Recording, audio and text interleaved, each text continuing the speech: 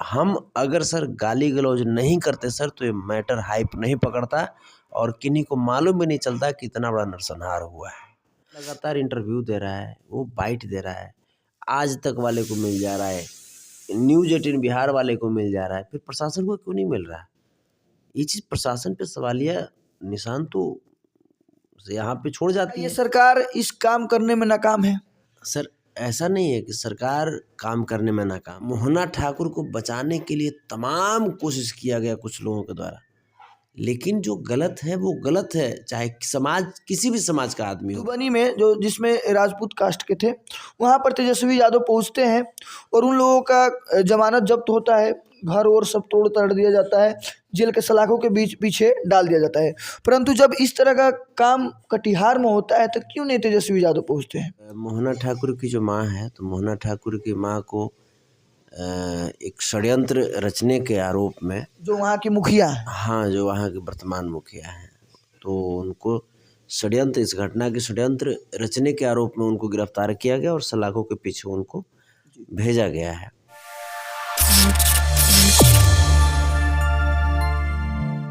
जय हिंद, मैं हूं आप सभी का भाई तेजा और आप देख रहे हैं अपनी आवाज़ न्यूज़। अपनी आवाज़ न्यूज़ के माध्यम से हमेशा ही हम लोगों की बातों को रखते हैं। आप सभी को पता होगा कटिहार नरसंहार, जहां पर मोहना ठाकुर के द्वारा ये कहिए कि 5 से 7 लोगों की ये कहिए कि हत्या कर दी गई थी। वहां पर 18 दिसंबर को संतोष रेणु यादव पूरा दल बल के साथ वहां पर जाने वाले थे समर्थन के लिए, समर्थक देने के लिए। परंतु क्या कारण था कि संतोष रेणु यादव जो यादवंशी सेना के राष्ट्रीय अध्यक्ष है वहां पर नहीं पहुंचे? क्या कारण था? क्योंकि कई आरोप भी इन पर लगाए जा रहे हैं कि डर के मारे, तो कुछ और कहा जा रहा है तो कहीं कुछ और कहा जा रहा है। सभी संगठनों के द्वारा कुछ न कुछ इस पर स्टेटमेंट आ रहा है। आज हम जानने की कोशिश करेंगे कि उस केस का क्या हुआ जो संतोष रेणु यादव अपने अनुसार, अपने स्तर से उस केस को देख रहे थे। ये कहे कि जो जिन पीड़ितों पर अत्याचार हुआ था उनके लिए कंधे से कंधे मिलाकर लगातार खड़े होते हुए नजर आ रहे थे। कैसे हैं सर? जी बहुत बढ़िया। क्या कारण था 18 दिसंबर को आप कटिहार जाने वाले थे और वहां पर क्यों नहीं पहुंचे? इसे 18 दिसंबर को कटिहार जाने वाले थे। 18 दिसंबर को संपत चक में हमारा एक निमंत्रण था और उसमें मेरे साथ एक गायिका एक भोजपुरी के, देखिए उनका नाम हम भूल रहे हैं, वो परफॉर्म कर रहे थे। हम दोनों लगभग 12 बजे, 12 साढ़े 12 बजे तक परफॉर्मेंस चला। उसके बाद खाना खाए, खाना खा करके फिर निकल गए हम लोग कटिहार के लिए। हाजीपुर क्रॉस किए तो चूँकि वो लिट्टी जो होता है ना, सेका हुआ लिट्टी जो होता है, तो वो लिट्टी हम खा लिए थे और हमको लगता है कि अपच जो हुआ उसके वजह से, जैसे जब हाजीपुर पहुँचे तो पेट में हल्का दर्द महसूस हुआ। फिर भी हमको लगा कि ठीक हो जाएगा, लेकिन जैसे ही आगे बढ़ते गए, जंदाहा से लगता है मुश्किल से 2-3 किलोमीटर आगे बढ़े होंगे कि वो दर्द असहनीय हो गया। फिर उसके बाद वापस जंदाहा लौटे। जंदाहा में फिर इलाज हुआ। इलाज होने के बाद फिर भी वहाँ से हमको जाने की इच्छा थी, लेकिन जो डॉक्टर जो इलाज किए वो बोले कि संतोष बाबू, यहाँ से आपका आगे जाना उचित नहीं है, क्योंकि जंदाहा से भी शायद 300 किलोमीटर के आसपास की दूरी थी। तो बोले कि लोग तबीयत खराब होने के बाद दूर से वापस पटना की तरफ आते हैं और आप पटना से दूर जा रहे हैं, ये उचित नहीं है। आपका बहुत ज़्यादा हालत खराब हो गया था। बहुत ज़्यादा हालत ख़राब थी, सलाइन वगैरह हुआ था। उस दिन तो हम लाइव भी आए थे, लाइव में भी हमने दिखाया था सब सारी चीज़ों को। तो लोगों को जो कहना है वो तो कहते ही रहेंगे ना। जो आपके जो विरोधी हैं, कहीं न कहीं हम अपने विरोधी को भी अपना गुरु ही मानते हैं, क्योंकि उनके विरोध की वजह से हम अपने रास्ते पे बिल्कुल अटल रहते हैं और अटल होकर के चलते रहते हैं। जो हमारा सिद्धांत है वो बिल्कुल अडिग होता है।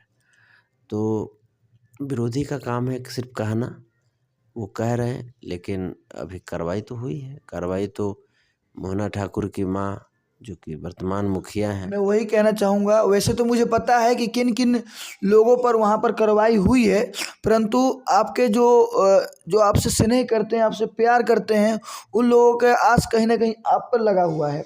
तो आप बताइए कि वहाँ पर किन किन लोगों पर कार्रवाई हुई है और किन किन लोगों पर अभी कार्रवाई चल रही है।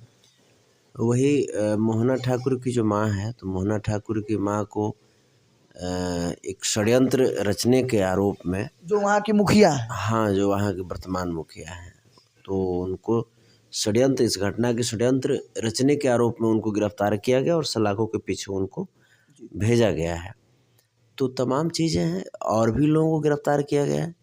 तो संतोष रेणु कभी भी आवाज़ उठाने के बाद कभी चुप नहीं रहता, चाहे वो मीडिया के सामने हो तब भी बोलता है, काम करता है, मीडिया के पीछे में भी काम करता है। आखिर आपने देखा ना, उस मामले को दबाने का भरसक प्रयास किया जा रहा था। अच्छा, वहाँ पर क्यों नहीं, जो अपने आप को पत्रकार बोलते हैं, बड़े पत्रकार भी कहे जाते हैं, क्यों नहीं उस मुद्दा को वहाँ पर गए? क्योंकि लगातार वहाँ पर 7 लोगों की ये कहिए कि बेरहमी तरीके से हत्या कर दिया गया और वह वहाँ पर पहुँचे नहीं, उस मुद्दे को कोई दिखाता नहीं है। क्या बिहार में किसी जाति विशेष को, क्योंकि लगातार कोई जाति विशेष ही टारगेट किया जा रहा है, किसी विशेष जाति को इस तरह से हत्या कर देना कहाँ तक सही है? और वहाँ पर कोई पत्रकार नहीं पहुँचता है, नहीं इस चीज़ को दिखाने का कोशिश करता है। एक वहाँ पे लाइन लिखा हुआ था एक स्टेटस में कि भूमिहार के राज चली, मिशन सक्सेस भूमिहार के राज चली। तो हमने बोला कि हमने उसी शब्द पे मैंने बोला, कड़े शब्दों में, आक्रोश में मैंने बोला, क्योंकि पूरी भूमिहार समाज अपराधी नहीं ना है। वो जो अपराधी है वो अपने आप को बचाने के लिए एक समाज का नाम रख दिया वहाँ पे। तो हमने इसीलिए वहाँ पे बोला कि ताकि समाज के तमाम लोग जाने कि एक अपराधी जो है वो आपके पूरे समाज को बदनाम कर रहा है, लेकिन उसको दूसरे तरीके से इंटरप्रेट कर दिया गया, हमारी बात को दूसरे तरीके से उसको बताने का प्रयास किया गया। लोग ये बताने लगा कि संतोष रेणु भूमिहार समाज को गलिया दिया। अरे भैया, भूमिहार समाज में स्वामी विवेकानंद जी भी आते हैं, भूमिहार समाज में अनंत सिंह जी भी आते हैं, ललन सिंह जी भी आते हैं, अखिलेश सिंह जी भी आते हैं। कहाँ हम भूमिहार समाज को गिरा रहे हैं भाई? लेकिन जो गलत है वो, अगर मान लीजिए कोई गलत है और वो कहेगा कि अहिर के राज चली, चाहे फलाना के राज चली, तो जाहिर सी बात है पूरा समाज बदनाम तो होगा। तो इस मोहना ठाकुर को बचाने के लिए तमाम कोशिश किया गया कुछ लोगों के द्वारा, लेकिन जो गलत है वो गलत है, चाहे समाज किसी भी समाज का आदमी हो। अच्छे लोग हर समाज में हैं, बुरे लोग हर समाज में हैं। ये हमारा आपका दायित्व है कि जो बुरे लोग हैं उनका समाज से बहिष्कार होना चाहिए। जब तक उसका समाज से बहिष्कार नहीं होगा सर, उस समाज के अच्छे लोग भी कभी अमन चैन से नहीं सो पाएंगे। ये तो बात में सच्चाई है, पर मैं ये पूछना चाहूँगा कि जब मोहना ठाकुर पर कई केस दर्ज हैं, फिर भी अभी तक, जबकि इस केस में भी उनका नाम है, ये जो अभी 7 जादव का मर्डर हुआ है इसमें भी उसका नाम है, तो क्यों नहीं उसको जमानत जब्त होती है? क्यों नहीं उसको गिरफ्तार किया जाता है? क्यों नहीं उसको अभी तक सलाखों के पीछे डाला गया है? सर, क्या ये सरकार इस काम करने में नाकाम है? सर, ऐसा नहीं है कि सरकार काम करने में नाकाम है। सरकार, जैसे वहाँ पे तेजस्वी जी या नीतीश कुमार जी जाकर के गिरफ्तार नहीं न करेंगे उसको। अच्छा, एक बात मैं पूछना चाहूँगा, आप तेजस्वी वो जो माननीय उप मुख्यमंत्री है उनकी बात कर रहे हैं, तो एक बार आपको याद होगा कि नरसंहार हुआ था मधुबनी में, जो जिसमें राजपूत कास्ट के थे, वहाँ पर तेजस्वी यादव पहुँचते हैं और उन लोगों का जमानत जब्त होता है, घर और सब तोड़ ताड़ दिया जाता है, जेल के सलाखों के बीच पीछे डाल दिया जाता है। परंतु जब इस तरह का काम कटिहार में होता है तो क्यों नहीं तेजस्वी यादव पहुँचते हैं? देखिए सर, उस समय तेजस्वी यादव जी विपक्ष में थे जी, और विपक्ष का काम होता है सर आईना दिखाना, सरकार को आईना दिखाना। यहाँ पे विपक्ष क्या कर रही है सर? तेजस्वी जी तो विपक्ष में थे तो अपना जो उनका कर्तव्य था उसका निर्वहन किया उन्होंने, लेकिन उसके बावजूद उनको कहा जाता है सर, उसके बावजूद कहा जाता है कि फॉरवर्ड विरोधी है। लेकिन यहाँ पे विपक्ष क्या कर रही थी? एक भी बार सदन में सर कटिहार मामला को उठाया गया? एक भी बार नहीं उठाया सर। अकेला सर मैं आपको बताता हूँ, कि एक पप्पू यादव जी इस मामले में लगे हुए थे, लेकिन पप्पू यादव जी की बात को भी उतना सीरियसली नहीं लिया गया था। लास्ट में हम अगर सर गाली गलौज नहीं करते सर, तो ये मैटर हाइप नहीं पकड़ता और किन्हीं को मालूम भी नहीं चलता कि इतना बड़ा नरसंहार हुआ है। तो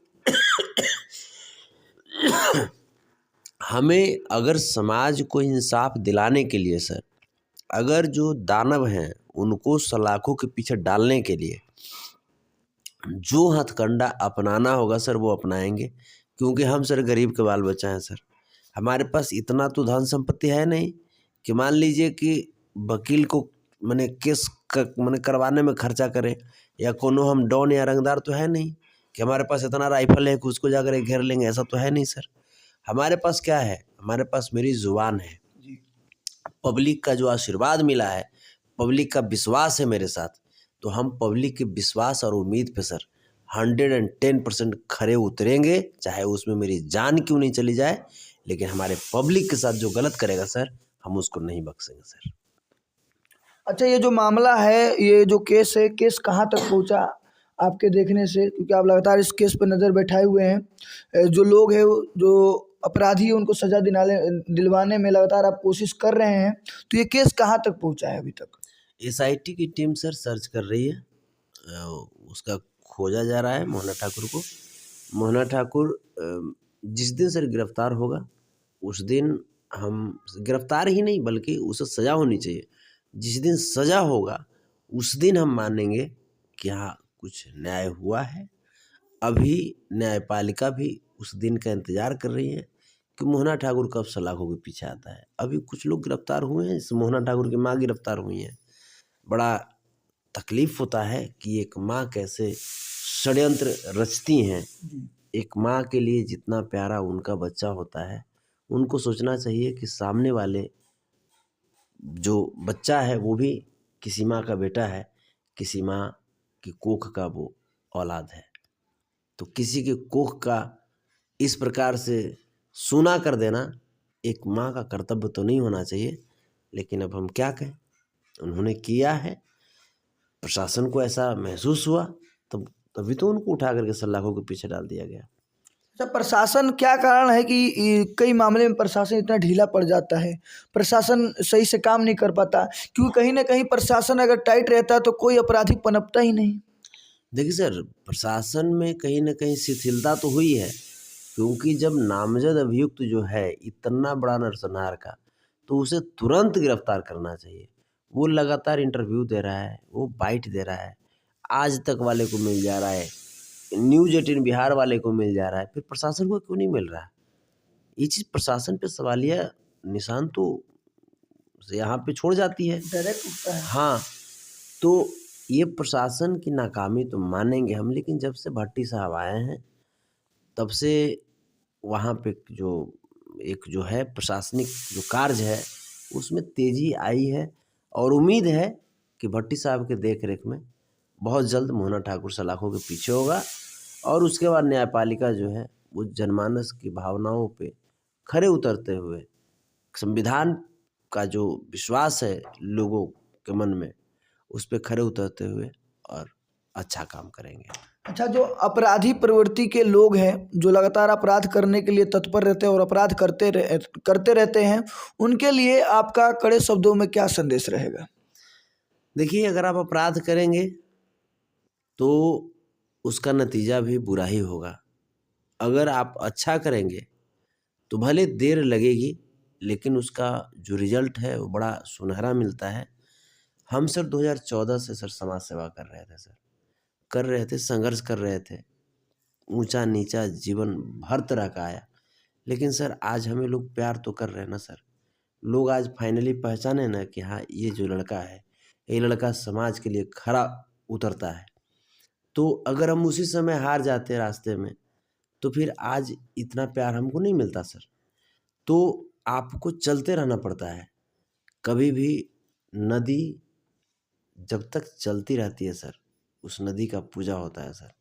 नदी की धारा जब रुक जाती है तो वहाँ पे गाय गोरू फेंक दिए जाते हैं, उसमें फिर वो दूसरी चीज़ वो एक तरह का अभिशाप बन जाती है सर।